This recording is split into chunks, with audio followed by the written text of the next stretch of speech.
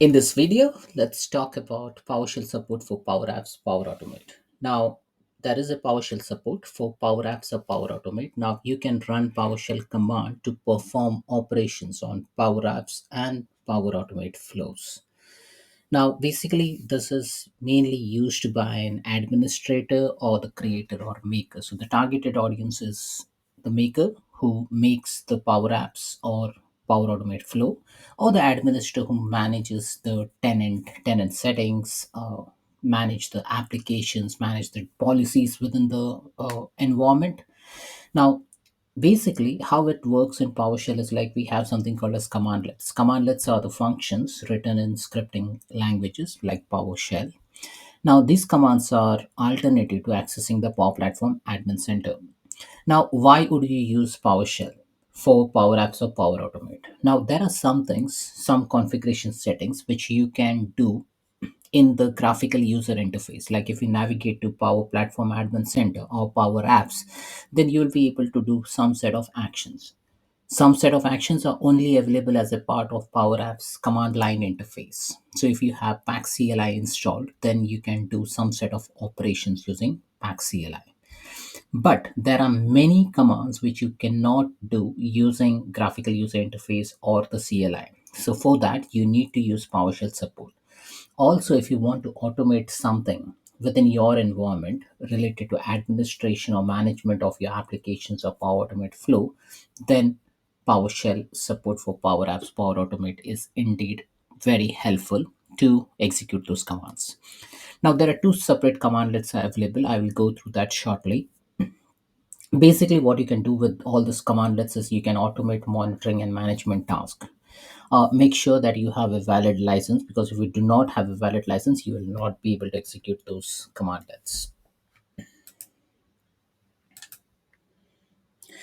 Now, commandlets is a basically a lightweight command that can be used in PowerShell environment. PowerShell, if you know the concept of PowerShell, how it works is like you have a module, and then within that module you have various set of commands. Now, PowerShell runtime basically invokes this commandlets within the context of the scripts that are available as a part of the command line interface.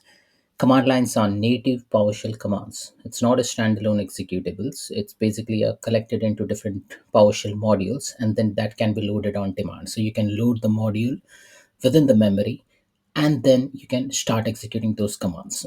Now, get dash help is a useful command to basically get information about the command. So if you do not know the syntax of a specific command, then you can use get dash help to understand about that command.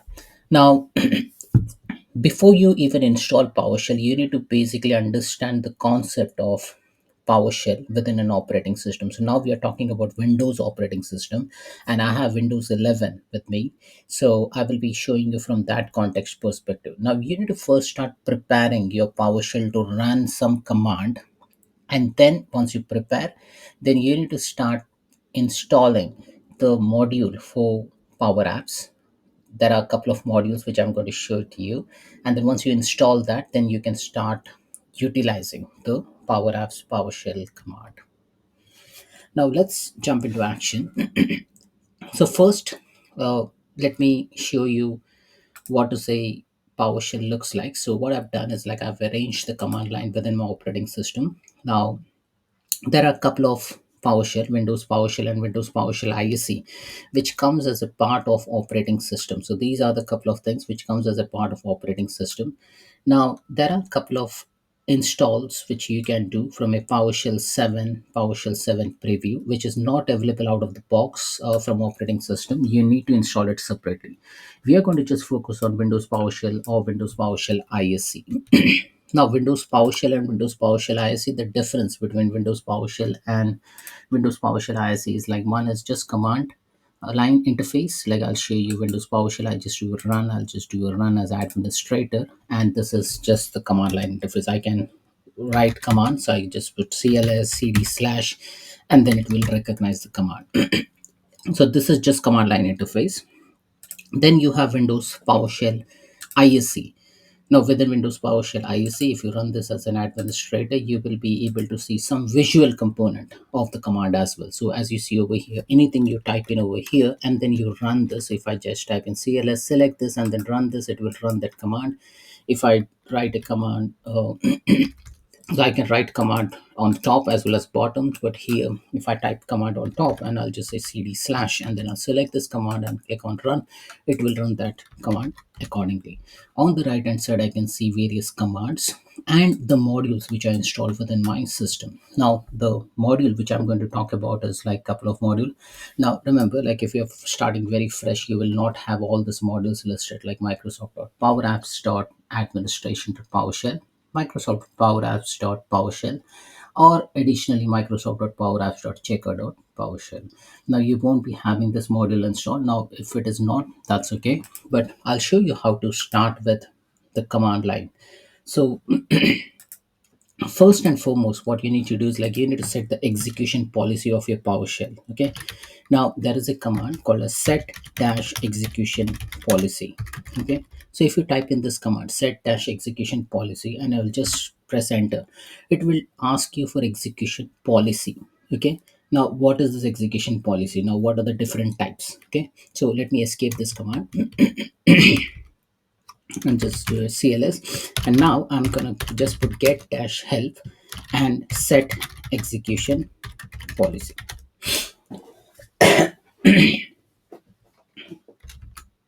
And what I'm doing over here is like I'm just asking for help from the system to understand what does this command is useful for. It is connecting to the various system to update the help within my system, and then it will start downloading all the help content. Now once you get this, you will be able to understand the syntax of this particular command.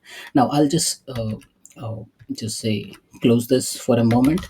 But if you want to understand about that get execution policy command, then what you need to do is like just type in get dash execution policy. Okay. If you type in get dash execution policy, oh, I spelled it wrong. Let me say execution policy. It says it's unrestricted. Okay, so the one of the parameter is unrestricted. You can have remote signed, you can have various other things. Now if you want to see the various options, you just do a quick Google search. So let's say get execution policy and set execution policy. Now from here also you will be able to get the implementation of set execution policy. Now from a set execution policy, there is an option called as machine policy, user policy, current process, local machine or process. Okay. Now how do you get this is you just type in get dash execution policy and dash list. The moment you do that, you will get the same information. Now in my case it is unrestricted because that's my local machine. Then from the scope is local machine and it is unrestricted, so you may need to set that up. Okay. So in order to set that up, what you can do, you can just type in, let me clear the screen and call this a set execution policy dash execution policy and just type in remote signed. Okay. And then you will be able to set that execution policy, right? Once you do that, which I've already set in my application, you need to start installing the module of Power Apps PowerShell. Now in order to install the module, first what I would recommend is go to powershellgallery.com. Now in PowerShellGallery.com, if you just type in Power Apps, now remember you need not put space, just put Power Apps and then put a search. Now you will see three items: Power Apps PowerShell, Power Apps Administration PowerShell, and Power Apps Checker PowerShell. So we're going to just focus on Administration PowerShell and Microsoft.PowerApps.PowerShell. Okay, and if you additionally if you want to install the checker, you can do that as well. But now, these are the couple of modules. So first, let's look into this module. Once you click on it, it will give you this command. You just copy this command and start the installation process. So I'll just type in install dash module dash name Microsoft.PowerApps.Administration.PowerShell, and then it will start installing the module. As I have already installed this module, it won't do much thing. Now it will just give me a message that is already installed at this location, right? Now this is for microsoft.powerapps.administration.powershell. Now if I go back, if I click on this, then I will select install dash module microsoft.powerapps.powershell. So I'll go here and then I will install this module as well. Once I'm done with it, this module is completely installed and it is available for me for execution. Now, what are the different commands within this module? So in order to view that, we can go through command line as well, but I would highly recommend you, if you are starting this journey, then go ahead, go for Windows PowerShell ISE and then click on refresh over here so that that module gets loaded if you have installed it fresh, and go to the right module. So if I go to microsoft.powerapps.administration.powershell, I will be able to see whole bunch of command listed over here. So there is an add command, clear command, get command, and if you want to run through this, you can select the command and you can execute this. You can just click on show details. It will give you the parameters which are required. Star means the parameter which is mandatorily required. You need to specify that, and once you've done that, you can also specify the other common parameters like the debug, error action, error variable. And once you're done with that, if you type in the environment name, you can just click on run. Okay, so this is how you do that. Now, if you want to run the Power Apps command, then the first thing what you need to do is, like, you need to write this command, add dash Power Apps account. Now, this is the most important command which you need to run. So if I type in add dash Power Apps account, then an authentication prompt will come up, and then you need to just select the username. Once you select that, you are logged into the system. Once you're logged into the system, then you can run various commands. So like if I just type in get dash, and then I should be able to see various commands which are available for me at my disposal. Now if you see from this UI perspective, let's see what are the different commands which I can run. Get dash admin power app. Okay, now if I just type in get dash admin power app,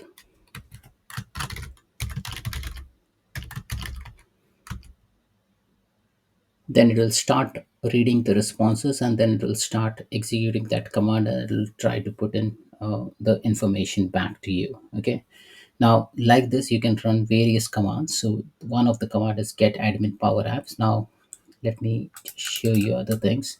There is get admin power app connection, there is get admin power app connector, get DLP policy. So you can also get the DLP policy from here. You can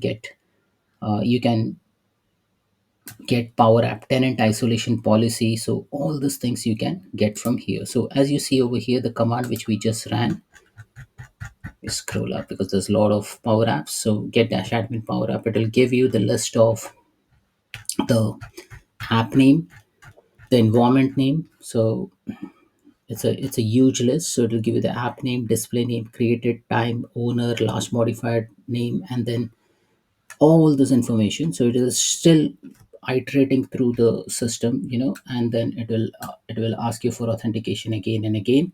Once that is done, I'll just close the authentication prompt, and then it will uh, list down all the applications. So I've just abruptly terminated that iteration because it is taking a long. So I can even do get dash DLP policy. So I just say get dash DLP policy, and again it will give you that authentication prompt. I'll select the authentication, and then it will start iterating through all the responses. Now there is one DLP policy which I have created, and that's why it is showing me this DLP policy. So like this, you can go ahead and run all the commands within powerapps.administration.powershell. Similarly, you can also run command for Microsoft.PowerApps.PowerShell. Like you can get a JWT token, you can get a flow run, you can get a Power App environment, you can get a Power App, you can publish a Power App. So all this information are already available, and you can test all these commands one by one. So that's it for this. Is just an introduction about installing Power Apps PowerShell and getting used to various command line syntaxes for executing Power Apps PowerShell. Thanks for watching.